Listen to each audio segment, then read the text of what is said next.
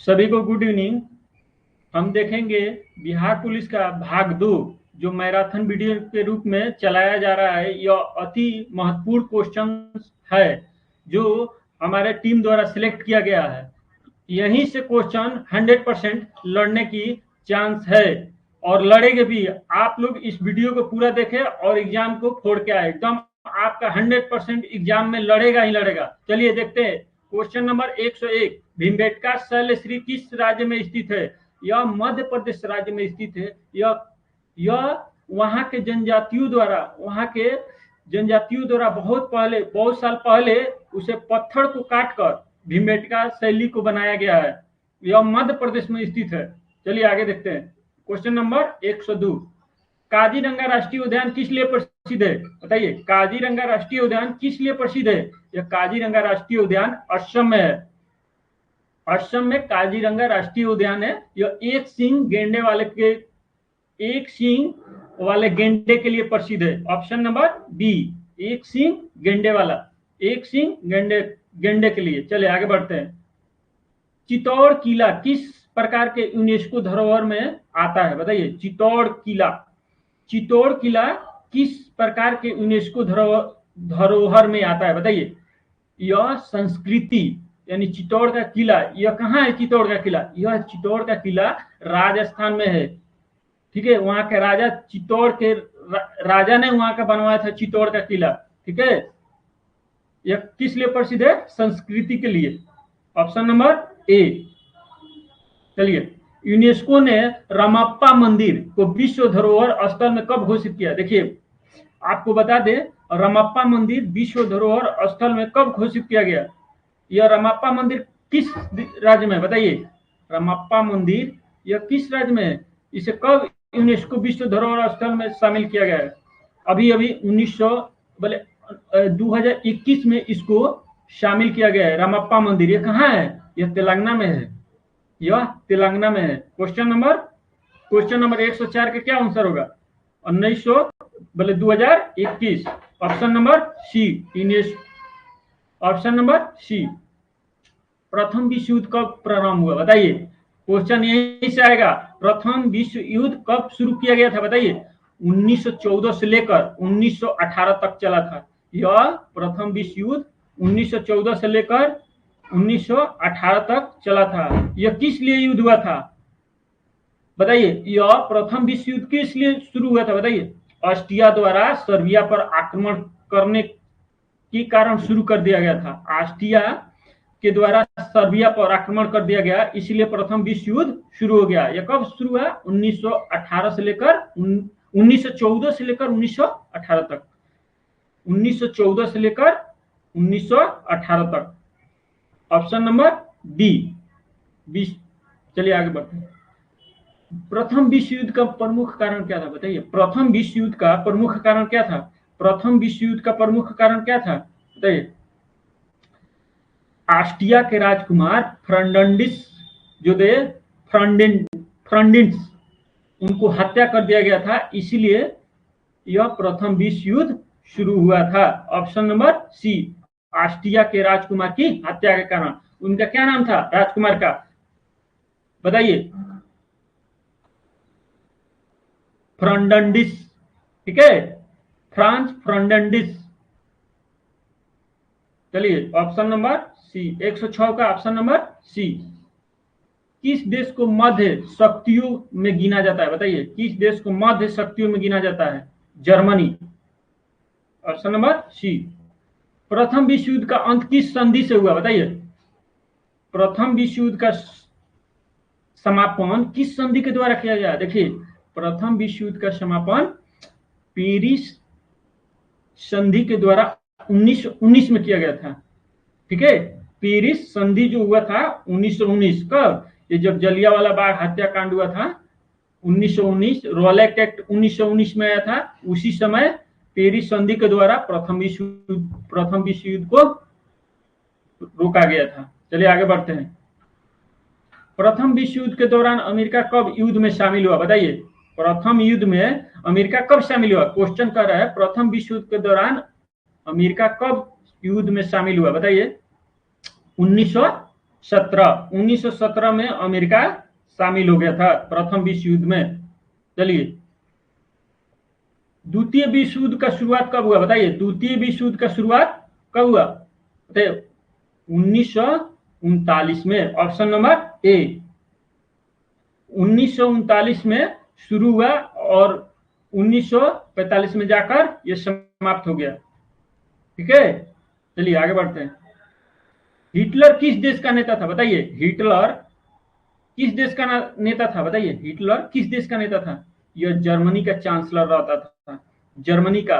यह हिटलर, इसका अपनी आत्मकथा है, हिटलर का एक आत्मकथा है, माइक कैंप। ठीक है, हिटलर कहाँ का चांसलर था? जर्मनी का। चलिए आगे बढ़ते हैं। मित्र राष्ट्र में निम्न में से कौन सा था बताइए? मित्र, देखिए जब विश्व युद्ध हुआ था तो दो भागों में बट गया था। एक होता था मित्र राष्ट्र, एक होता था क्या? संयुक्त राष्ट्र। जो मित्र राष्ट्र होते थे तो मित्र राष्ट्र में निम्न में से कौन था बताइए? मित्र राष्ट्र में जर्मनी था। ठीक है, जर्मनी मित्र राष्ट्र के अंतर्गत आता था और जापान, ब्रिटेन, इटली, ये सभी क्या थे? ये सभी अलग गुट में थे। यह दो गुटों में बट गया था विश्व युद्ध। चलिए आगे बढ़ते हैं। इसका आंसर क्या होगा? 112 का जर्मनी। ऑप्शन नंबर ए, मित्र राष्ट्र में कौन था निम्न? द्वितीय विश्व युद्ध के समय ब्रिटेन का प्रधानमंत्री कौन था बताइए? द्वितीय विश्व युद्ध कब हुआ था? 1939 से लेकर 1945 तक। द्वितीय विश्व युद्ध के दौरान कौन था बताइए? Winston Churchill. द्वितीय विश्व युद्ध के दौरान ब्रिटेन के प्रधानमंत्री कौन थे? Winston Churchill. Option number B. परमाणु बम किस देश पर गिराया गया था बताइए? परमाणु बम जब द्वितीय विश्व हो रहा था तो अमेरिका द्वारा परमाणु बम किस देश पर गिराया गया था? जापान। जापान पर गिराया गया था। इसके बारे में और आगे देखेंगे डिटेल्स कि नागासाकी और हिरोशिमा दो जगह बम गिराए गए थे। तो नागासाकी कब गिराया गया था, हिरोशिमा कब गिराया गया था? देखिए बता दें, नागासाकी 9 अगस्त को और हिरोशिमा 6 अगस्त को। ठीक है, ये दोनों बम गिराए गए थे अमेरिका द्वारा जापान पे। हिरोशिमा पर परमाणु बम कब गिराया गया? देखिए आ गया क्वेश्चन ना, हिरोशिमा पर परमाणु बम कब गिराया गया था? तो अब आपको बताया ना, हिरोशिमा पर 6 अगस्त को, ठीक है, 1945, और नागासाकी पर 9 अगस्त 1945 को। ठीक है, यह अमेरिका द्वारा जापान पे गिराया गया था। चलिए, जर्मनी का तानाशाह एडोल्फ हिटलर किस पार्टी से संबंधित है बताइए? एडोल्फ हिटलर जो था वो किस पार्टी से था? नाजी। नाजी बताइए, Nazi. Option number B, Nazi party से संबंध रखता था। द्वितीय विश्व युद्ध का अंत किस वर्ष हुआ बताइए? अभी बताया कि 1939 से लेकर 1945 तक चला था। 1945। ऑप्शन नंबर सी। हिटलर ने आत्महत्या कब की थी बताइए? हिटलर ने आत्महत्या कब की थी? 30 अप्रैल 1945 को। 30 अप्रैल 1945 को। यह कहाँ का चांसलर था? जर्मनी। चले, डी डे। डी डे किस घटना से संबंधित है बताइए? डी डे, डी डे किस घटना से संबंधित है बताइए? फ्रांस की नॉर्मंडी तट पर हमला। फ्रांस की नॉर्मंडी तट पर हमला। Option number B. Option number B. चलिए, पर्ल हार्बर पर जापान ने हमला कब किया था बताइए? पर्ल हार्बर पर जापान ने कब हमला किया था? 7 दिसंबर 1941 को। Option number A. ये किस लिए हमला हुआ था? यह जापान द्वारा बम गिराया गया था। इसी के विरोध में अमेरिका ने नागासाकी और हिरोशिमा पे परमाणु बम गिराए थे। द्वितीय विश्व युद्ध में अमेरिका का राष्ट्रपति कौन था बताइए? द्वितीय विश्व युद्ध में अमेरिका का राष्ट्रपति कौन था? Franklin D Roosevelt. Franklin D Roosevelt. Option number C. Option number C. चलिए, द्वितीय विश्व युद्ध के अंत के बाद संयुक्त राष्ट्र की स्थापना कब हुई बताइए? संयुक्त राष्ट्र संघ की स्थापना कब हुई? यूएनओ, जिसे यूएनओ बोलते हैं, United state America. United state एक होता है यूएसए, यूनाइटेड स्टेट अमेरिका, एक होता है UNO, United state United state association माने संघ, संयुक्त राष्ट्र संघ, संयुक्त राष्ट्र संघ उसे बोलते हैं, यानी देशों का समूह। बताइए द्वितीय विश्व युद्ध के अंत में बाद में संयुक्त राष्ट्र की स्थापना कब हुई? बताइए। यूएनओ की स्थापना कब हुई? 1942 को।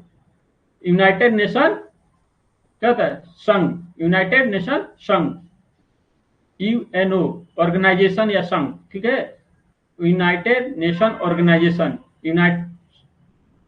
ठीक है, संयुक्त राष्ट्र संघ। चलिए आगे बढ़ते हैं, इसका क्या होगा answer? Option number B, UNO का स्थापना 1945 को। द्वितीय विश्व के युद्ध में जापान किस पक्ष में थे? बताइए, जापान किस पक्ष में था? बताइए। ध्रुव राष्ट्र और मित्र राष्ट्र, ध्रुव राष्ट्र में था। अभी आपको बोले कि द्वितीय विश्व युद्ध हुआ था तो वो दो भागों में बट गया था, एक हो गया था ध्रुव राष्ट्र, एक हो गया था मित्र राष्ट्र। मित्र राष्ट्र में जापान हुआ करता था, ठीक है, ध्रुव राष्ट्र में जापान हुआ करता था, मित्र राष्ट्र में अमेरिका, फ्रांस, ये सब एक जगह, ये सब मित्र राष्ट्र थे। चलिए आगे बढ़ते हैं। द्वितीय विश्व युद्ध की समाप्ति के बाद जर्मनी को कितने भागों में बांटा गया? बताइए, द्वितीय विश्व युद्ध के समाप्ति के बाद जर्मनी को कितने भागों में बांटा गया? 4। जर्मनी को 4 भागों में बांटा गया। भारतीय राष्ट्रीय कांग्रेस का पहला अधिवेशन कब और कहां हुआ था? बताइए, एकदम वेरी इंपॉर्टेंट क्वेश्चन, यह एग्जाम में आएगा ही आएगा। चलिए बताइए, इसमें पूछ लेता है कि इसके पहले अध्यक्ष कौन थे? बताइए। व्योमचंद बनर्जी, ठीक है, व्योमचंद बनर्जी, ठीक है। यह कहां हुआ था? मुंबई में। पहला अधिवेशन कहां हुआ? मुंबई। दूसरा अधिवेशन कहां हुआ? बताइए, बताइए। भारतीय राष्ट्रीय कांग्रेस का दूसरा अधिवेशन कहां हुआ? कोलकाता। तीसरा अधिवेशन कहां हुआ? बताइए, तीसरा अधिवेशन कहां हुआ? तीसरा अधिवेशन कहां हुआ? बताइए,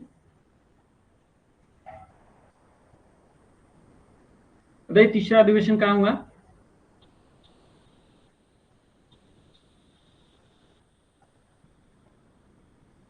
चौथा अधिवेशन बताइए, चौथा अधिवेशन कहां हुआ? चौथा अधिवेशन कहां हुआ? बताइए, चौथा अधिवेशन कहां हुआ? कानपुर। तीसरा कहां हुआ?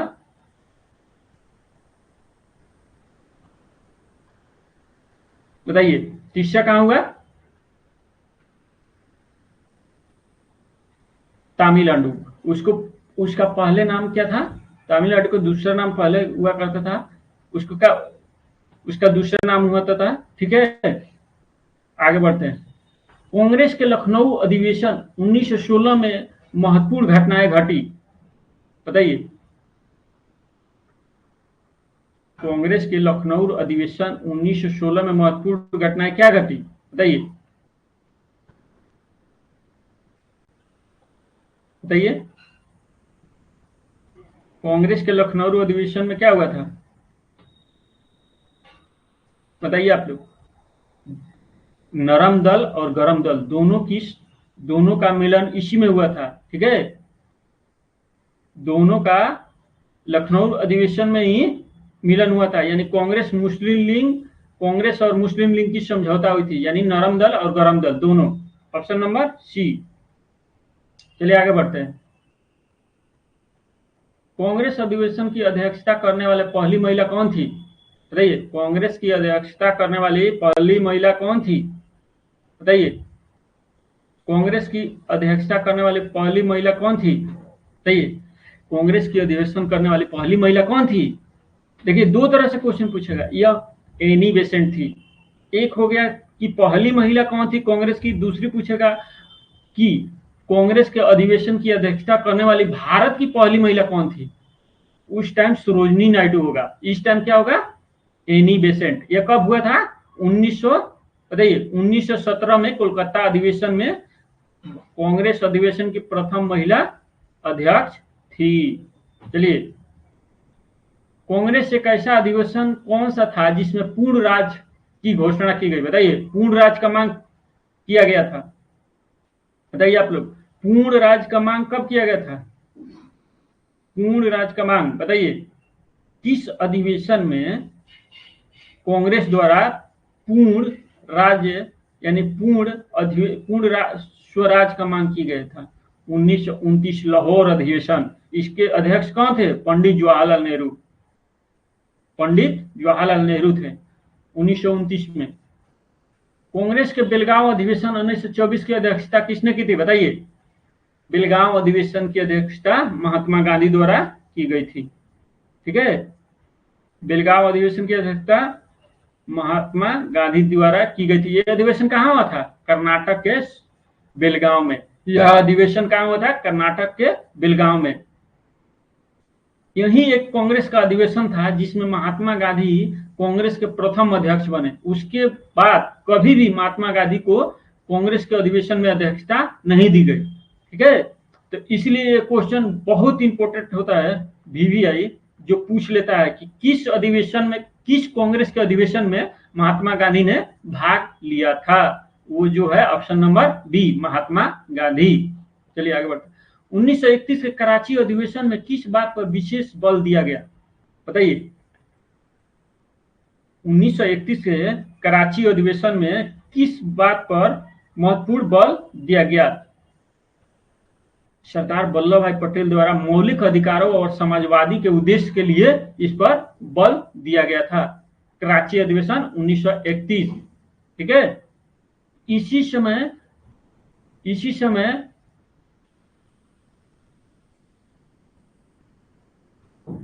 ऑप्शन नंबर सी, 1931 के ऑप्शन नंबर सी। चलिए, कांग्रेस अधिवेशन की अध्यक्षता करने वाली पहली भारतीय महिला कौन थी? बताइए, अभी हमने बताया कि कांग्रेस के अधिवेशन की अध्यक्षता करने वाली पहली महिला कौन थी, तो एनीवे से कांग्रेस के अधिवेशन करने वाली अध्यक्षता करने वाली भारत की पहली भारतीय महिला कौन थी? बताइए, सरोजनी नायडू। सरोजनी नायडू। ये कब की थी? 1925 कानपुर अधिवेशन में। 1925 को कानपुर अधिवेशन में। 1924 में किसने अध्यक्षता की? महात्मा गांधी द्वारा, कर्नाटक। ठीक है, कर्नाटक में।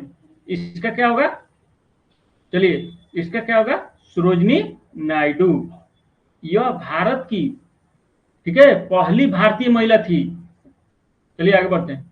1938 के कांग्रेस अधिवेशन की अध्यक्ष कौन थे? बताइए, 1938 की कांग्रेस के अधिवेशन के अध्यक्ष कौन थे? बताइए, सुभाष चंद्र बोस। सुभाष चंद्र बोस 1938 की अधिवेशन के अध्यक्ष थे। कांग्रेस का वो अधिवेशन जिसमें महात्मा गांधी इरविन समझौता पारित हुआ था। बताइए, इरविन पैक्ट समझौता कब हुआ था? इरविन समझौता कब हुआ? बताइए, इरविन समझौता 1931 में हुआ था। गांधी और इरविन, भारत के गवर्नर जनरल जो लॉर्ड इरविन थे, 1927 से 1932 तक इनका कार्यकाल चला था। यही इरविन समझौता हुआ था।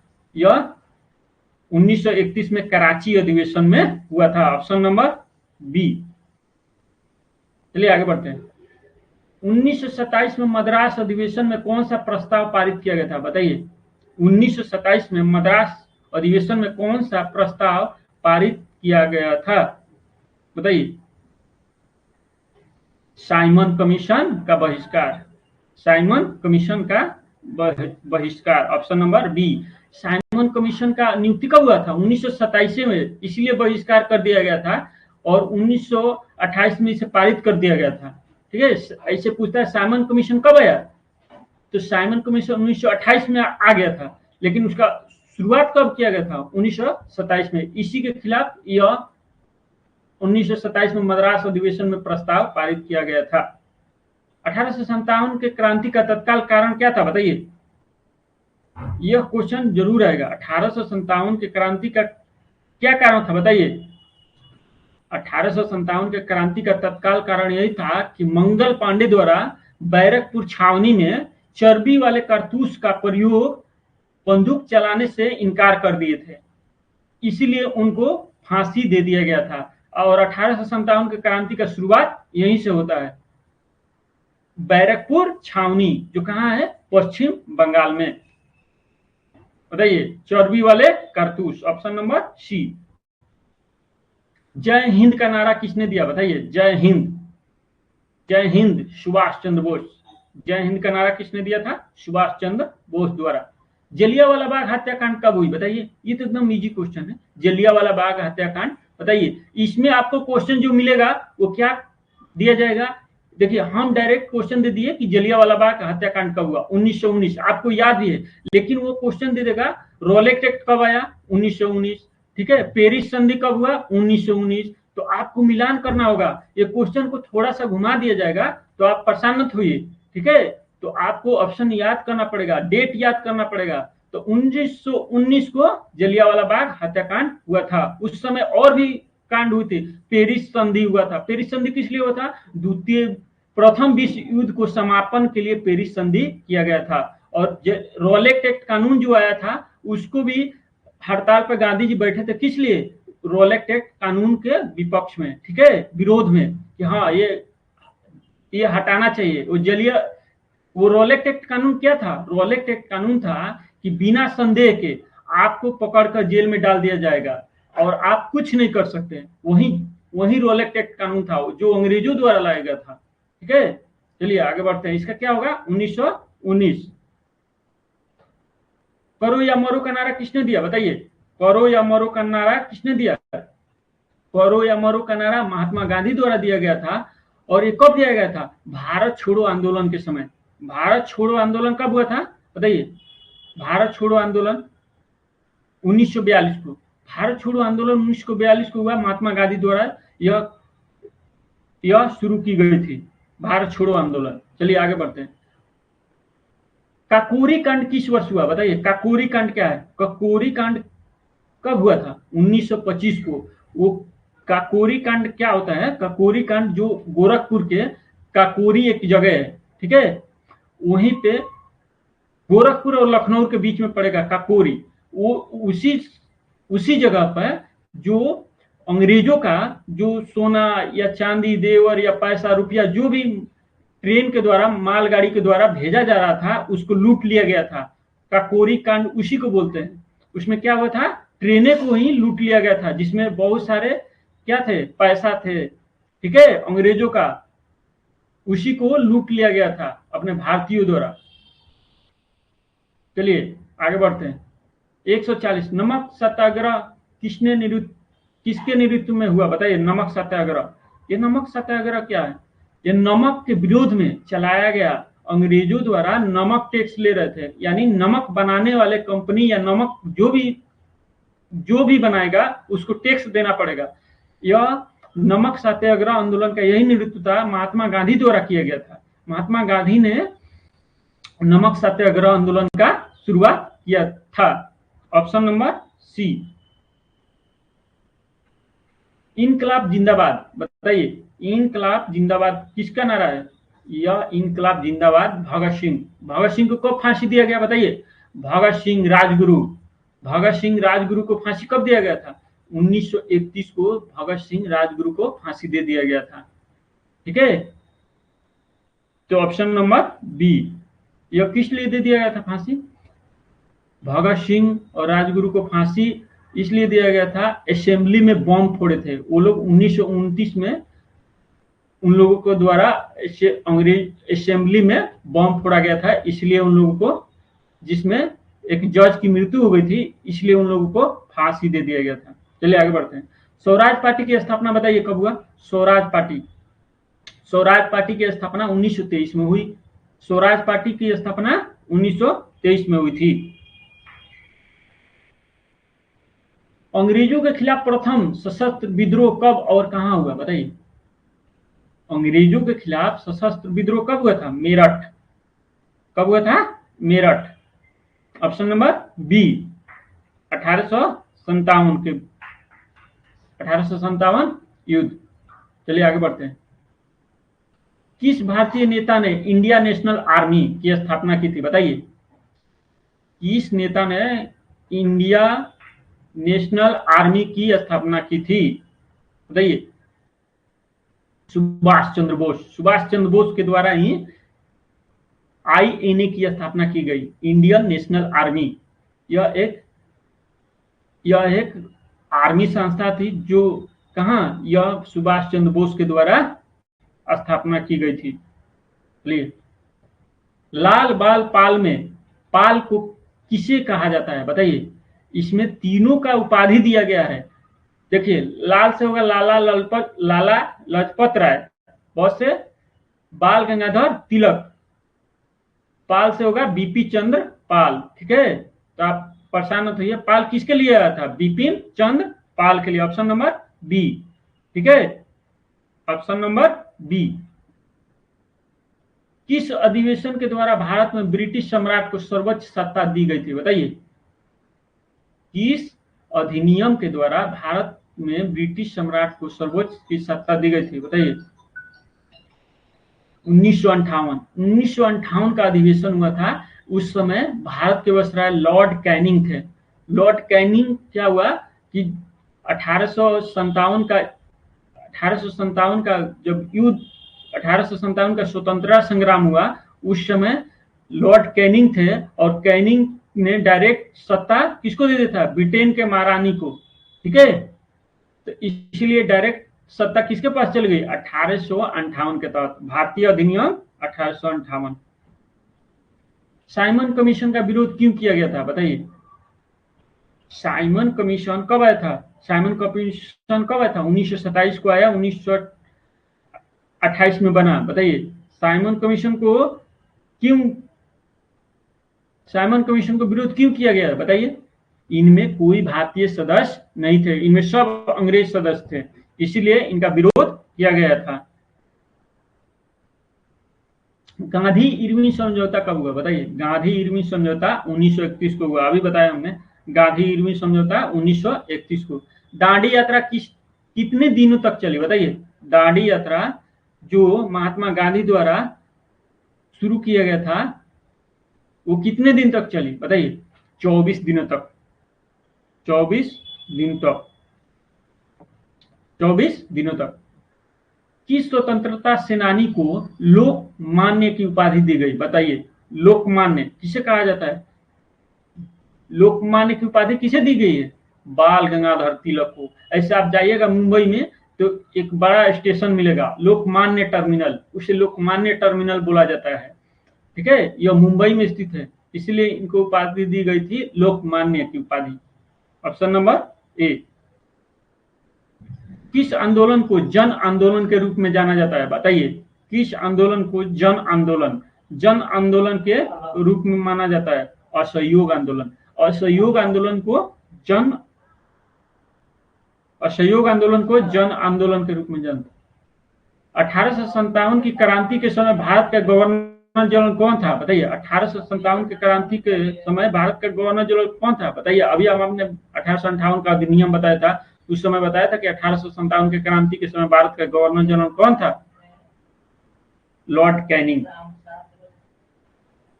Lord Canning. किस आंदोलन में पहली बार महात्मा गांधी ने जनता से संपूर्ण असहयोग की अपील की थी? बताइए। किस आंदोलन में की गई थी?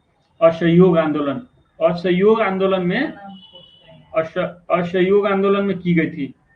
ठीक है। गौतम बुद्ध का जन्म कहाँ हुआ था? बताइए। गौतम बुद्ध का जन्म लुम्बिनी में गौतम बुद्ध का जन्म था। बुद्ध धर्म में महापरिनिर्वाण का अर्थ क्या होता है? बताइए। बुद्ध धर्म में महापरिनिर्वाण का अर्थ क्या होता है? यानी महापरिनिर्वाण, परिनिर्वाण का मतलब हो जाता है उनकी मृत्यु, यानी दाह संस्कार, उसी को बोलते हैं महापरिनिर्वाण। Option number B. Gautam Buddha को ज्ञान की प्राप्ति कहाँ हुई थी? बताइए। गौतम बुद्ध को ज्ञान की प्राप्ति कहाँ हुई थी? बोध गया में गौतम बुद्ध की प्राप्ति हुई थी ज्ञान की। बुद्ध धर्म के अनुसार दुख का कारण क्या है? बताइए। बुद्ध धर्म के अनुसार दुख का कारण क्या है? तुषार। Option number B. ठीक है। गौतम बुद्ध के पिता का नाम क्या था बताइए?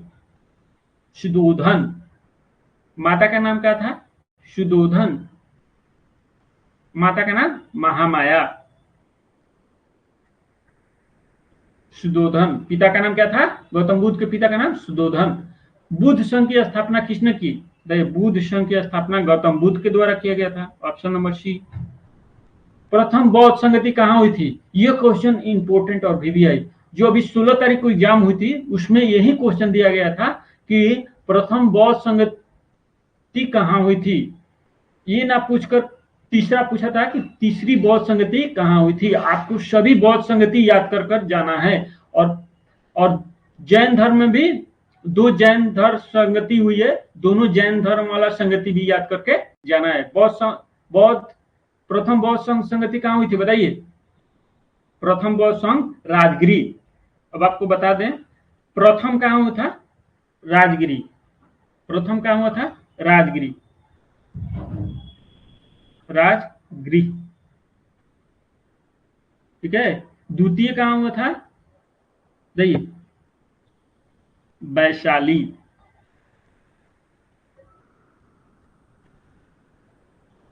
तीसरा कहाँ हुआ था बताइए? तीसरा आपको बताइए? पाटलिपुत्र।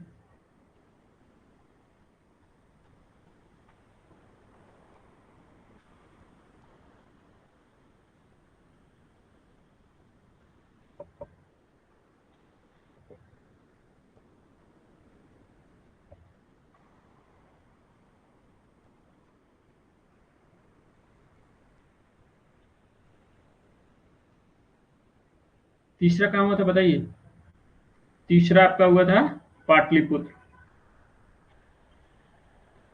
पाटलिपुत्र। चौथे कहाँ हुआ था? जम्मू कश्मीर, श्रीनगर। ठीक है, चलिए आगे बोलते हैं। वैशाली, पाटलिपुत्र। ठीक है। चौथा कहाँ हुआ था? जम्मू कश्मीर। आगे बढ़ते हैं। बौद्ध धर्म के प्रमुख ग्रंथ कौन थे बताइए? बौद्ध धर्म के प्रमुख ग्रंथ बताइए? बौद्ध धर्म के प्रमुख ग्रंथ बताइए? बौद्ध धर्म के प्रमुख ग्रंथ बताइए? बौद्ध धर्म के प्रमुख ग्रंथ क्या था? त्रिपिटक। त्रिपिटक था। Option number B, Tripitaka. धर्म चक्र प्रवर्तन किसे कहा जाता है बताइए? धर्म चक्र प्रवर्तन पहला उपदेश। पहला उपदेश दिया गया था गौतम बुद्ध के द्वारा, उसी को धर्म चक्र प्रवर्तन बोला जाता है। महापरिनिर्वाण किसे बोला जाता है? जब उन्होंने उनकी मृत्यु हो गई उसे महापरिनिर्वाण बोला जाता है। जैन धर्म के संस्थापक कौन थे बताइए? जैन धर्म के संस्थापक महावीर। जैन धर्म के संस्थापक थे, वास्तविक संस्थापक महावीर थे, लेकिन उनको ये नहीं बोला जाता है। इनको वास्तव में ऋषभ देव को माना जाता है। ऋषभ देव को माना जाता है। शुरू जैन धर्म के शुरू में जो स्थापना की है ऋषभ देव। ठीक है। वास्तविक रूप से महावीर को माना जाता है। ठीक है।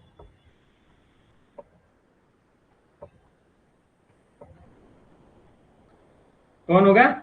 ऋषभ देव। महावीर स्वामी कौन से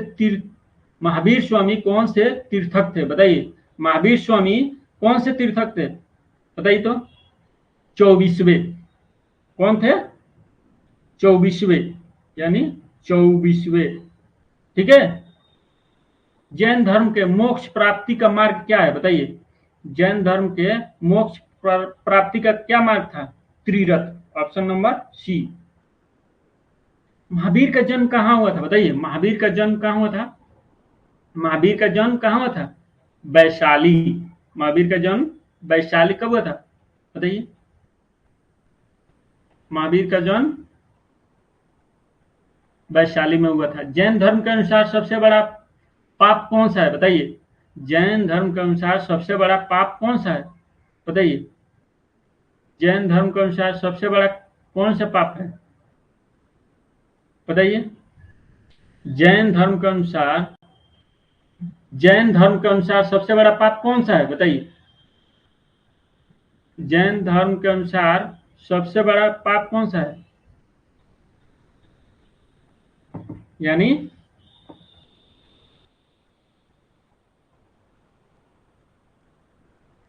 झूठ बोलना। क्या होता है? झूठ बोलना। ऑप्शन नंबर सी। जैन धर्म का मुख्य ग्रंथ कौन सा है बताइए? जैन धर्म का मुख्य ग्रंथ, जैन धर्म के मुख्य ग्रंथ कौन सा है? अंग। Option number C. चलिए, महापरिनिवारण का स्थान कौन सा है? महापरिनिवारण, महापरिनिवारण, महावीर का महापरिनिवारण कहाँ होता है? महावीर का निवारण कहाँ होता है? यानी महावीर की मृत्यु कहाँ हुई थी बताइए? महावीर की मृत्यु पावापुरी में हुई थी। Option number A. जैन धर्म के हिंसा के अलावा कौन सा व्रत आवश्यक था बताइए? जैन धर्म के अहिंसा के अलावा कौन सा व्रत सत्य था बताइए? बताइए। सत्य, असत्य, ब्रह्मचर्य और अपरिग्रह। ठीक है, ऑप्शन नंबर ए। जैन धर्म के दो प्रमुख संप्रदाय कौन कौन से हैं? ठीक है, बताइए। जैन धर्म के दो प्रमुख संप्रदाय कौन थे? एक थे श्वेतांबर, एक थे दिगंबर। देखिए, हीनयान महायान ये क्या है? हीनयान महायान ये बौद्ध धर्म से संबंधित है। ठीक है, ये बौद्ध धर्म से संबंधित है। यह किससे है? जैन धर्म से। ठीक है, श्वेतांबर और Digambara. Option number B. Mahavira के अनुयायी कौन थे जिन्होंने साहित्य का संकलन किया था बताइए? महावीर का अनुयायी कौन थे? Gautam Ganadhar. Gautam Ganadhar. Option number C. बौद्ध धर्म और जैन धर्म दोनों में किसका विरोध किया गया बताइए? बौद्ध धर्म और जैन धर्म दोनों में किसका विरोध किया गया बताइए? तो ब्राह्मणवाद, ब्राह्मणवाद का विरोध किया गया। Option number A. बौद्ध धर्म और जैन धर्म दोनों की भाषा थी बताइए? बौद्ध धर्म और जैन धर्म की कैसी भाषा थी? बौद्ध धर्म की भाषा पाली और जैन धर्म की भाषा संस्कृत। ठीक है, बौद्ध धर्म में पहला उपदेश बुद्ध द्वारा कहाँ दिया गया था? सारनाथ में। उन्होंने पाली भाषा में ही दिया गया था। बौद्ध धर्म के प्रमुख सिद्धांत कौन थे बताइए? बौद्ध धर्म के प्रमुख सिद्धांत कौन थे? त्रिरत्न। ठीक है, बौद्ध धर्म का प्रमुख सिद्धांत था इसके, बौद्ध धर्म में त्रिरत्न थे। ठीक है, इसके सिद्धांत था पंचशील। Option number A. अब त्रिरत्न में कौन कौन थे? एक, दो, तीन। त्रिरत्न में क्या था? एक होता था त्रिपिटक, त्रिपिटक, धम्मपिटक। ठीक है, तीन पिटक होते थे जिसमें बौद्ध धर्म के प्रमुख उपदेश और कर्तव्य को चर्चा किया गया था। जैन धर्म में त्रिरत्न का क्या अर्थ होता है बताइए? जैन धर्म में त्रिरत्न था। जैन धर्म में त्रिरत्न का क्या अर्थ होता है बताइए? बताइए, जैन धर्म में त्रिरत्न के क्या अर्थ होता है? सही ज्ञान, सही श्रद्धा, सही आचरण। Option number B. बौद्ध धर्म जैन धर्म के उदय मुख्यतः किस काल में हुआ था? जैन धर्म बौद्ध धर्म का उदय किस काल में हुआ था बताइए? महाजनपद काल। महाजनपद काल यानी, महाजनपद यानी काल मतलब मगध वंश। मगध वंश के समय इन दोनों का उदय हुआ था। भारतीय संविधान का कौन सा अनुच्छेद भारत को संघ घोषित करता है? बताइए। अब हम लोग चलेंगे भारतीय संविधान की तरफ। उसमें से भी क्वेश्चन अनुच्छेद से बहुत ज्यादा आ रहे हैं बिहार पुलिस में, इसलिए आप लोगों को अनुच्छेद बताया जा रहा है। आप लोग ध्यान से पढ़िए। चलिए आगे बढ़ते हैं। बताइए, भारतीय संविधान के कौन सा अनुच्छेद भारत को संघ घोषित करता है बताइए? अनुच्छेद एक। अनुच्छेद एक कहता है भारत का है राज्यों का संघ है। भारत राज्यों का संघ है। नागरिकों का मूल अधिकार संविधान के किस भाग में वर्णित है बताइए? मूल अधिकार। मूल अधिकार भारत के मूल अधिकार बताइए? नागरिकों का मूल अधिकार संविधान के किस भाग में वर्णित है? बताइए। भाग 3। भाग 3 कहां से कहां तक ले?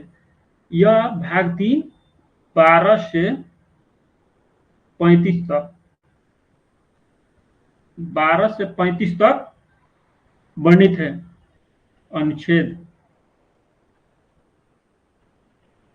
अनुच्छेद 12 से 35 तक भारत के मूल अधिकारों का वर्णन मिलता है। भाग 4 में क्या है? भाग 4 में मौलिक कर्तव्य, भाग 4 में मौलिक कर्तव्य को वर्णन किया गया है। ठीक है, भाग 4 में मौलिक कर्तव्यों का वर्णन किया गया है। 35 से लेकर कहां तक? 35 से लेकर 51 तक। ठीक है, 51 के क में किसका वर्णन है? 51 के क में भारत के मौलिक अधिकारों का वर्णन है। भाग 2 में क्या है? भाग 2 में नागरिकता को वर्णित किया गया है। ठीक है, चलिए आगे बढ़ते हैं। अनुच्छेद 14 में किस अधिकार से संबंधित है? अनुच्छेद 14 बताइए। समानता का अधिकार। अनुच्छेद 14 में समानता का अधिकार। ठीक है, आगे बढ़िए। संविधान के किस अनुच्छेद के अंतर्गत धार्मिक स्वतंत्रता दी गई है? माने धार्मिक स्वतंत्रता यानी आप किसी धर्म को भी अपना सकते हैं। धार्मिक स्वतंत्रता अनुच्छेद 25 से लेकर, ठीक है, 28 तक दिया गया है। तो इसमें धार्मिक स्वतंत्रता यानी आप किसी धर्म को अपना सकते हैं। जैसे आप हिंदू, मुस्लिम, सिख, ईसाई किसी धर्म को भी अपना सकते हैं, इसके लिए कोई बाध्य नहीं है। अनुच्छेद 25। ठीक है, चलिए आगे बढ़ते हैं। संवैधानिक उपचारों का अधिकार किस अनुच्छेद के अंतर्गत आता है? संवैधानिक उपचार बताइए। अनुच्छेद 32। अनुच्छेद 32 में ही संवैधानिक क्या होता है? उपचारों का अधिकार दिया गया है।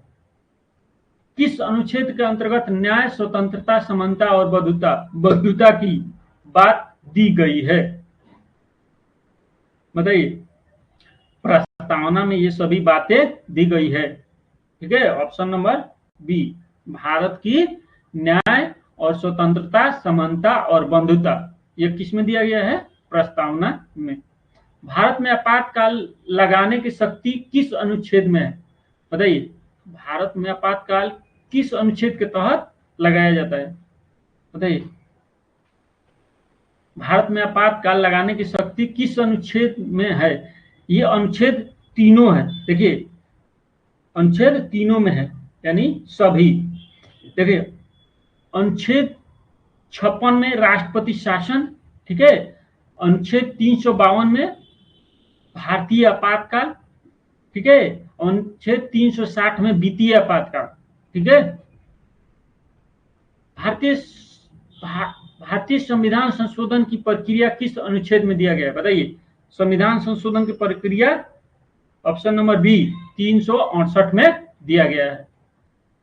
न्यायिक पुनर्अवलोकन यानी न्यायिक रिव्यू सिस्टम, ठीक है। न्यायिक पुनर्अवलोकन की शक्ति सर्वोच्च न्यायालय को किस अनुच्छेद से प्राप्त है? एकदम इंपोर्टेंट क्वेश्चन, VVI, ठीक है। न्यायिक पुनर्अवलोकन किस अनुच्छेद में दिया गया? बताइए बताइए। अनुच्छेद 13। अनुच्छेद 13 में न्यायिक पुनर्अवलोकन है, ठीक है। किस अनुच्छेद में संसद को राष्ट्रपति के अभिभाषण के लिए नियम बनाने की शक्ति दी गई है? बताइए। किस अनुच्छेद में संसद को राष्ट्रपति के अभिभाषण के लिए नियम बनाने की शक्ति दी गई है? अनुच्छेद 87। अनुच्छेद 87, ऑप्शन नंबर बी। अनुच्छेद 243 के ए में किससे संबंधित है? बताइए। 243 के ए किससे संबंधित है? बताइए। पंचायतों की शक्ति, पंचायतों की शक्ति देना, यानी कब? यह 73वां संविधान संशोधन, 73वां संविधान संशोधन में पंचायतों को शक्ति दिया गया था। कितने? यह 29 विषयों पर कार्य कर सकता है। पंचायत राज 29 विषयों पर कानून बना सकता है, ठीक है। अनुच्छेद 243 के एक किससे संबंधित है? पंचायतों को शक्ति देना। चलिए आगे बढ़ते हैं। अनुच्छेद 280 बताइए। वित्त आयोग, वित्त आयोग से संबंधित है 280 अनुच्छेद 280 वित्त आयोग। संविधान में कितने भाग है जो 104वें संशोधन के अनुसार है? बताइए, संविधान में कितने भाग है जो 104वें संविधान संशोधन से है? वर्तमान में कितने? 22। भारत के संविधान में टोटल कितने भाग है? 22। मूल अधिकारों की संरक्षण याचिका सीधे सुप्रीम कोर्ट में किस अनुच्छेद के अंतर्गत की जाती है? बताइए, आपका अगर कोई भी मूल अधिकार का हनन होने पर आप सुप्रीम कोर्ट के डायरेक्ट जा सकते हैं, सुप्रीम कोर्ट में केस करने जा सकते हैं। इसके लिए किस अनुच्छेद के लिए आपको उपयोग करना पड़ेगा? बताइए, किस अनुच्छेद के तहत आप जाएंगे सुप्रीम कोर्ट? अनुच्छेद 32। अनुच्छेद 32 के तहत आप मौलिक अधिकार हनन होने पर आप सुप्रीम कोर्ट या उच्च न्यायालय जा सकते हैं। भारतीय संसद का पहला सदन कौन होता है? बताइए, भारतीय संसद का पहला सदन कौन होता है? बताइए, भारतीय संसद का पहला सदन राज्यसभा होता है, यानी उच्च सदन इसको बोलते हैं। इसका कार्यकाल 5 वर्षों के लिए होता है। ठीक है, इनको उच्च सदन या अस्थायी होते हैं। क्या होते हैं? राज्यसभा अस्थायी होते हैं। इसको कभी भी समाप्त नहीं किया जाता है। इसमें हर एक 2 साल के बाद इसमें सदस्य को बदला जाता है। ठीक है, अनुच्छेद 21 के ए किससे संबंधित है? बताइए, अनुच्छेद 21 के किससे संबंधित है? बताइए, शिक्षा का अधिकार। बताइए, अनुच्छेद 21 के किससे संबंधित है? बताइए तो, शिक्षा का अधिकार, यानी option number C. Option number C. किस अनुच्छेद के अंतर्गत राज्य के नीति निर्देशक तत्व आते हैं? बताइए, अभी बताया, अनुच्छेद 36 से लेकर 51 तक। अनुच्छेद 36 से 51 तक इसमें किसका वर्णन दिया गया है? राज्य के नीति निर्देशक तत्वों का। अनुच्छेद 19 में किस अधिकार से संबंधित है? बताइए, प्रेस की स्वतंत्रता। प्रेस की स्वतंत्रता किसमें है? ठीक है, प्रेस की स्वतंत्रता किसमें है? अनुच्छेद 19 में। Option number B. उच्चतम न्यायालय के गठन का प्रावधान किस अनुच्छेद में है? उच्चतम न्यायालय का गठन का प्रावधान किस अनुच्छेद में? उच्चतम न्यायालय का गठन किस अनुच्छेद के तहत किया जाता है? 124। किस अनुच्छेद में राज्यपाल की नियुक्ति का उल्लेख है? बताइए, किस अनुच्छेद में राज्यपाल को नियुक्त किया जाता है? राज्यपाल की नियुक्ति किस अनुच्छेद के तहत होती है? बताइए, 155। अनुच्छेद 155 के तहत राज्यपाल की नियुक्ति की जाती है। भारतीय संविधान के अनुसूचित जाति और अनुसूचित जनजाति के लिए आरक्षण की व्यवस्था किस अनुच्छेद में की गई है?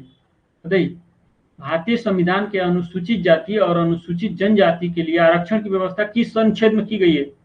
बताइए, 15 के 4 में। अनुच्छेद 15 के 4 में। किस अनुच्छेद में अस्पृश्यता का अंत किया गया? बताइए, अस्पृश्यता को समाप्त किया गया, माने छुआछूत को समाप्त किया गया। बताइए, अनुच्छेद 17। अनुच्छेद 17 में छुआछूत और अस्पृश्यता का अंत किया गया था। किस अनुच्छेद के तहत SC, ST, OBC को सरकारी नौकरियों में आरक्षण दिया गया? बताइए, किस अनुच्छेद के तहत ST, SC और OBC के सभी व्यक्तियों को सरकारी नौकरियों में आरक्षण दिया गया? बताइए, किस अनुच्छेद के तहत? बताइए, अनुच्छेद 16 के 4। अनुच्छेद 16 के 4 के तहत दिया गया है आरक्षण। अन्य पिछड़ा वर्ग OBC को संविधान में पहली बार कब अपनाया गया? मान्यता मिली, यानी अपनाया गया। बताइए, OBC को आरक्षण कब मिला था? मंडल आयोग बना। मंडल आयोग कब बना? 1980 में पी मंडल आयोग बना, जो OBC को आरक्षण दिया गया इसी आयोग के तहत।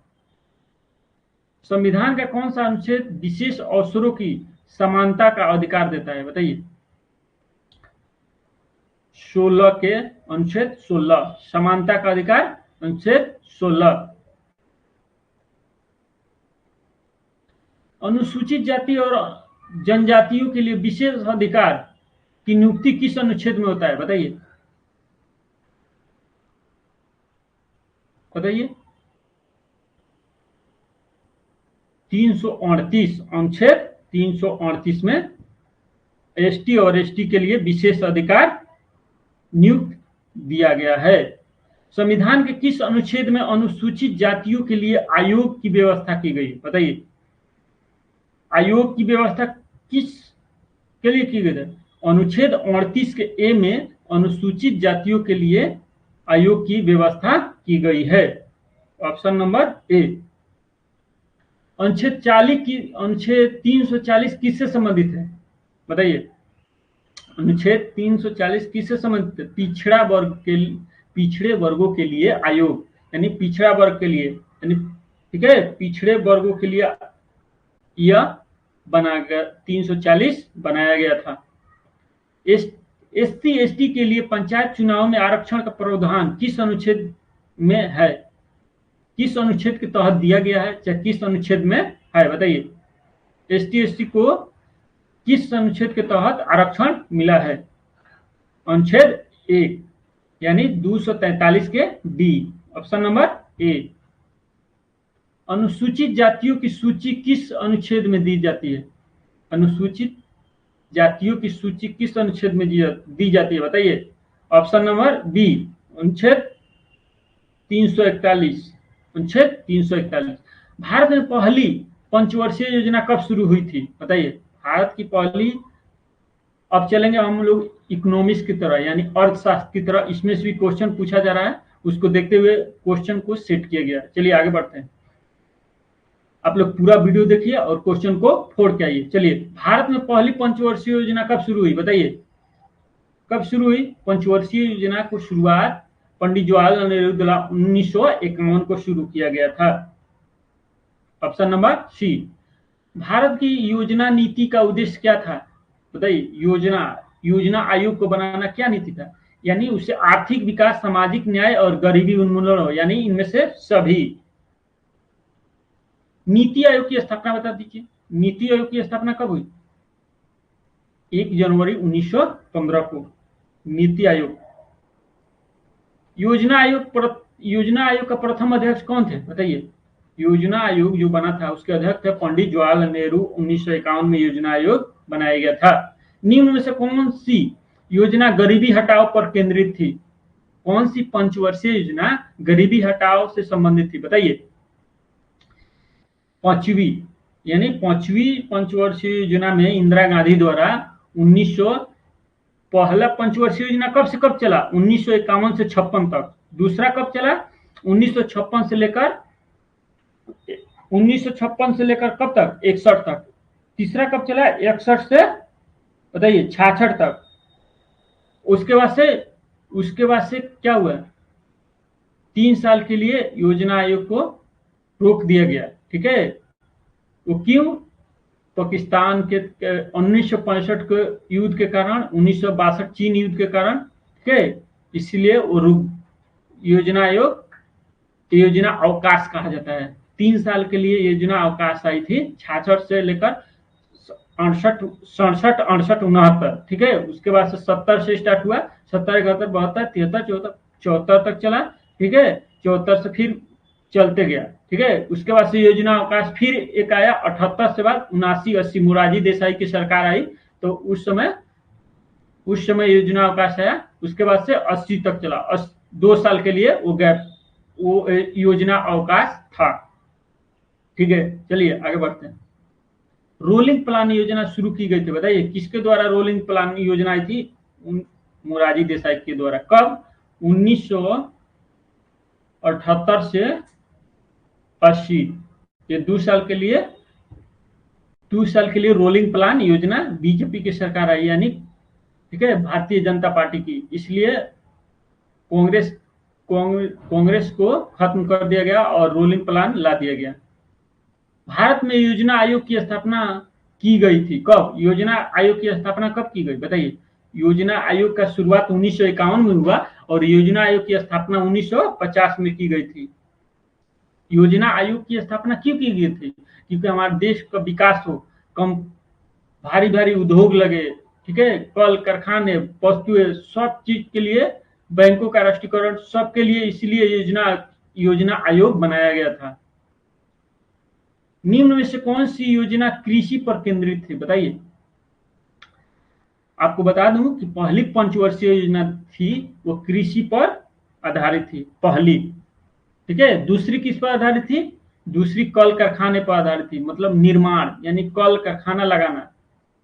किस योजना में एलपीजी नीति को अपनाया गया था? बताइए, किस योजना में एलपीजी नीति को अपनाया गया था? बताइए। 8वीं, option number B. NITI Aayog में सीईओ की नियुक्ति कौन करता है? बताइए। नीति आयोग में सीईओ की नियुक्ति कौन करता है? प्रधानमंत्री। Option number A. NITI Aayog के अध्यक्ष कौन होते हैं? प्रधानमंत्री। नीति आयोग के सीईओ की नियुक्ति कौन करता है? प्रधानमंत्री। भारत की जीडीपी में सबसे अधिक योगदान किस क्षेत्र का है? बताइए। भारत के जीडीपी में सबसे अधिक योगदान किस क्षेत्र का है? बताइए। सेवा क्षेत्र। सेवा क्षेत्र में क्या आता है? बैंक, ठीक है, दुकान, ये सब सेवा क्षेत्र में आता है। राष्ट्रीय आय किससे मापी जाती है? बताइए। राष्ट्रीय आय को मापने के लिए कौन सी विधि अपनाते हैं? राष्ट्रीय आय, जीडीपी, एनडीपी और जीएनपी। जीडीपी मतलब क्या होता है? जीडीपी का फुल फॉर्म क्या होता है? Gross domestic product. एनडीपी का अर्थ क्या होता है? National domestic product. जीएनपी का फुल फॉर्म क्या होता है? ग्रॉस नेशनल प्रोडक्ट, यानी इनमें से सभी। गरीबी रेखा निर्धारण करने का मापदंड क्या है? बताइए। गरीबी रेखा निर्धारण करने का मापदंड क्या है? गरीबी रेखा निर्धारण करने का मापदंड क्या है? बताइए। उपभोक्ता व्यय। उपभोक्ता व्यय। उपभोक्ता व्यय से आप गरीबी निर्धारण का माप कर सकते हैं। गरीबी हटाओ का नारा किसने दिया था? बताइए। गरीबी हटाओ का नारा इंदिरा गांधी द्वारा दिया गया था। कब दिया गया था? अनुच्छेद कब दिया गया था? गरीबी हटाओ का नारा कब दिया गया था? यह पांचवा पंचवर्षीय योजना में, पांचवी पंचवर्षीय योजना में इंदिरा गांधी के द्वारा, इंदिरा गांधी प्रधानमंत्री थी, उसी समय गरीबी हटाओ का नारा दिया गया था।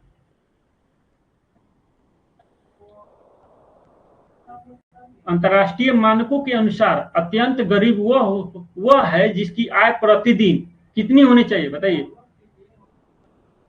1.25 से कम, यानी डॉलर में 1.25 से कम, ठीक है।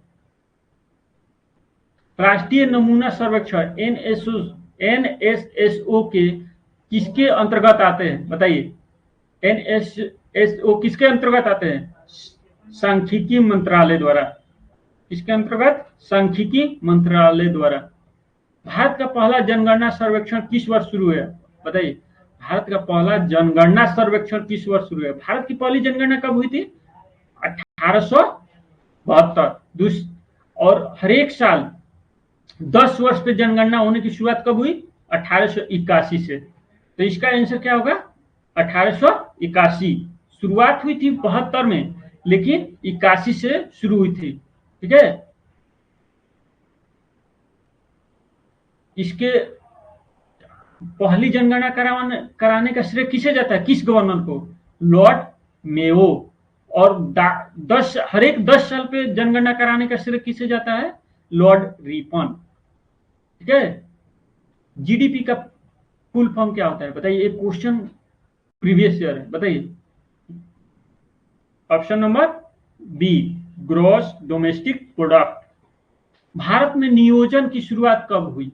बताइए। भारत में नियोजन की शुरुआत 1951 में की गई थी। भारत के केंद्रीय बैंक कौन है? बताइए। भारत का केंद्रीय बैंक, भारत का केंद्रीय बैंक, जो भारत सरकार का बैंक कौन है? आरबीआई। भारत सरकार का बैंक कौन है? आरबीआई। आरबीआई की स्थापना कब हुई थी? बताइए। 1935 में, ठीक है। 36 भी लोग मानते हैं, लेकिन 1935 1935 को क्या हुआ था? आरबीआई की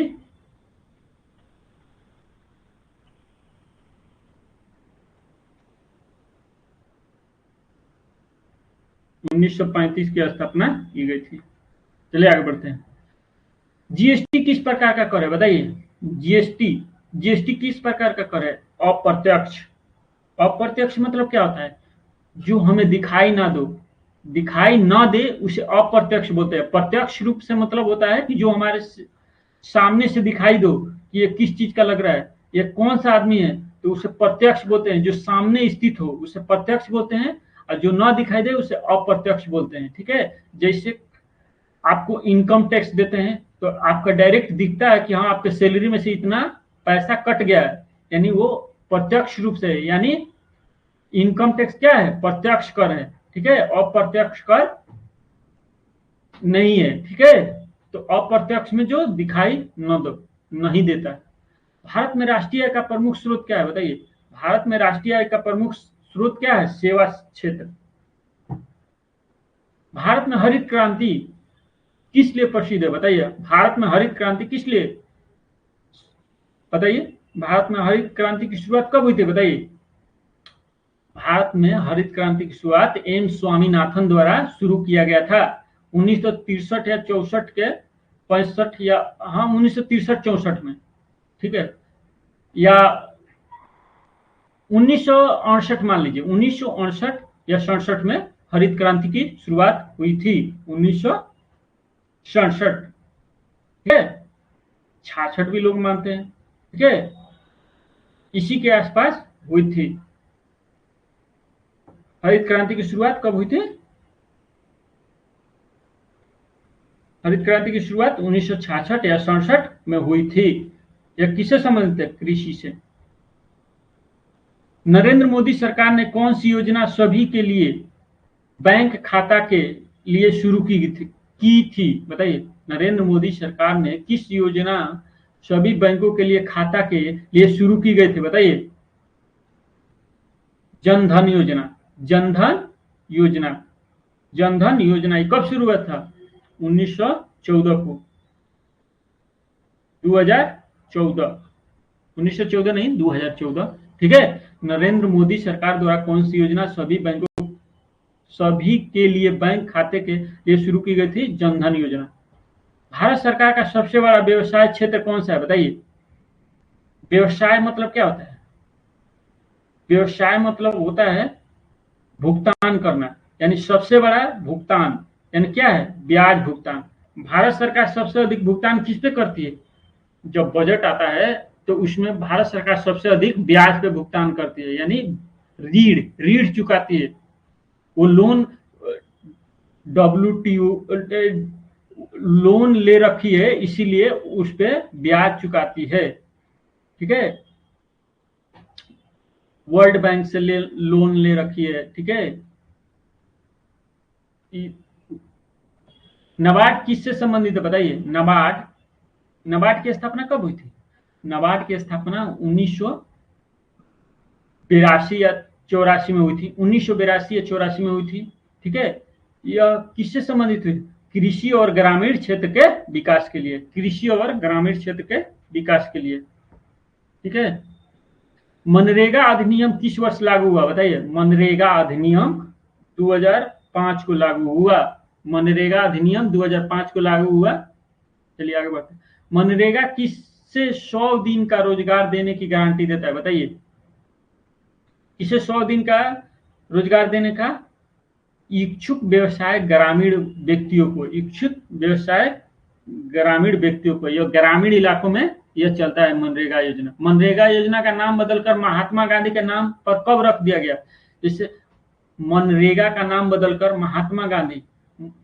महात्मा गांधी गारंटी रोजगार कर दिया गया। ये कब कर दिया गया?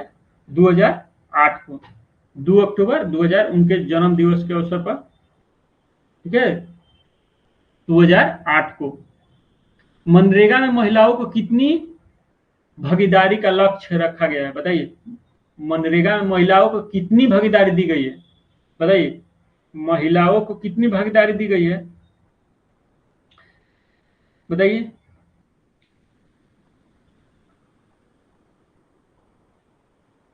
महिलाओं को 33%, कितना? 33%। मनरेगा कार्यक्रम का मुख्य उद्देश्य क्या है? बताइए, मनरेगा कार्यक्रम का मुख्य उद्देश्य क्या है? 100 दिन के ग्रामीण रोजगार देना, यानी ग्रामीण क्षेत्र में रोजगार देना। ऑप्शन नंबर सी। मनरेगा का नाम बदलकर महात्मा गांधी के नाम पर कब रख दिया गया? 2008 को। मनरेगा योजना की निगरानी कौन करता है? बताइए, मनरेगा योजना की निगरानी कौन करता है? मनरेगा योजना की निगरानी करता है ग्राम सभा के द्वारा, इसका निगरानी किया जाता है। मनरेगा में मजदूरी भुगतान की तरीका क्या है? बताइए, मनरेगा में क्या है? बैंक डाकघर के माध्यम से। ऑप्शन नंबर सी। मनरेगा के तहत रोजगार ना मिलने पर क्या प्रावधान है? बताइए, मनरेगा में अगर आपको रोजगार ना मिले तो क्या प्रावधान दिया गया? बेरोजगारी भत्ता दिया जाता है, यानी अगर कोई काम नहीं दिया जाएगा तो उसे बेरोजगारी भत्ता भी आपको देना पड़ेगा। मनरेगा में महिलाओं को कितनी भागीदारी का लक्ष्य रखा गया है? 33%। मनरेगा के तहत एक कार्य का अधिकतम समय क्या होता है? बताइए, मनरेगा के तहत एक कार्य का अधिकतम समय क्या होता है? कम से कम 100 दिन का रोजगार आपको मिलेगा मनरेगा में। मनरेगा योजना के लिए निधि फंडिंग कौन करता है? बताइए। केंद्र और राज्य दोनों सरकारें मिलकर इसकी भुगतान करती है। मनरेगा में जितने भी व्यक्ति काम करते हैं केंद्र और राज्य द्वारा मिलकर किया जाता है। 60% केंद्र सरकार देती है और 40% राज्य सरकार। चलिए आगे चलते हैं क्वेश्चन की तरफ। बताइए, 1969 में कितने बैंकों को राष्ट्रीयकृत किया गया? बताइए, 1969 में उस समय किसकी सरकार थी? इंदिरा गांधी की। बताइए, 1969 में कितने बैंकों को राष्ट्रीयकृत किया गया? बताइए, 14 बैंकों को राष्ट्रीयकृत किया गया। यह 14 बैंक क्या थे? सभी विदेशी बैंक थे। 1980 में कितने बैंकों को राष्ट्रीयकृत किया गया? बताइए। 6। कितने? 1980 में ये सब भारतीय बैंक थे। 1980 में कितने बैंकों को राष्ट्रीयकृत किया गया था? 6। निम्नलिखित में से कौन सी, अब हम लोग पर्यावरण की ओर चलेंगे, निम्नलिखित में से कौन सी गैस ग्रीन हाउस प्रभाव यानी ग्रीन हाउस गैस इफेक्ट के लिए उत्तरदायी नहीं है? ये क्वेश्चन पूछता है कि नहीं है, ठीक है? तो बताइए कौन नहीं है? Oxygen. Oxygen green house gas के लिए उत्तरदायी नहीं है। कौन कौन सी गैस है उसके लिए आप ट्रिक याद रखिए, ठीक है? ओ मीना कल काजल लगाना, ओ मीना कल काजल लगाना। क्या होगा? CO2। CO2 मतलब क्या होगा? Carbon dioxide, methane, nitrous oxide और क्या? जलवाष्प। यह ग्रीन हाउस गैस इफेक्ट के लिए अति महत्वपूर्ण उत्तरदायी होता है।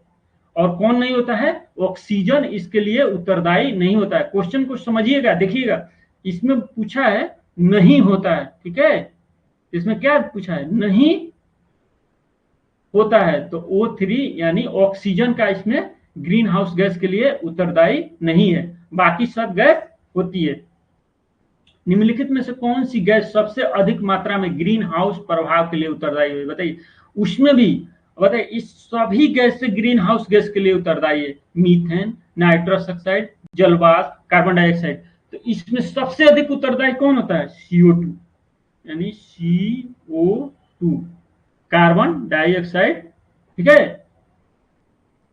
ग्रीन हाउस गैस किस प्रकार से पृथ्वी को गर्म कर रखती है? बताइए, पृथ्वी को गर्म किस प्रकार से रखती है?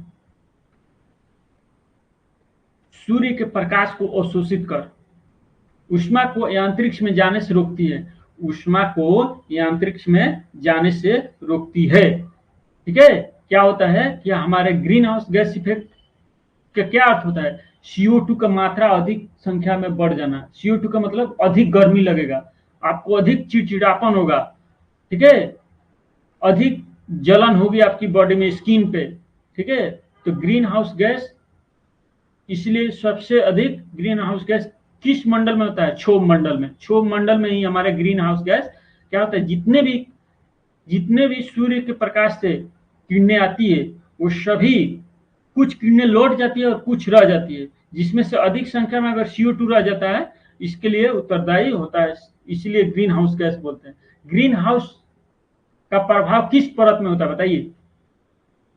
क्षोभ मंडल, यानी क्षोभ मंडल यानी ट्रोपोस्फीयर। ट्रोपोस्फीयर में ग्रीन हाउस गैस का प्रभाव होता है, ठीक है। चलिए इस अब अपने इतना ही क्वेश्चन रखकर मैं अपने बातों को समाप्त करता हूं। आप लोग अच्छे से बिहार पुलिस का एग्जाम दे के आइए और सभी क्वेश्चनों को अच्छे से बना कर आइए। आप लोग 100% क्वेश्चन सभी को बना के आइए और क्वेश्चन बनाने के बाद आप नौकरी पाइए, ठीक है। ऑल द बेस्ट, ठीक है।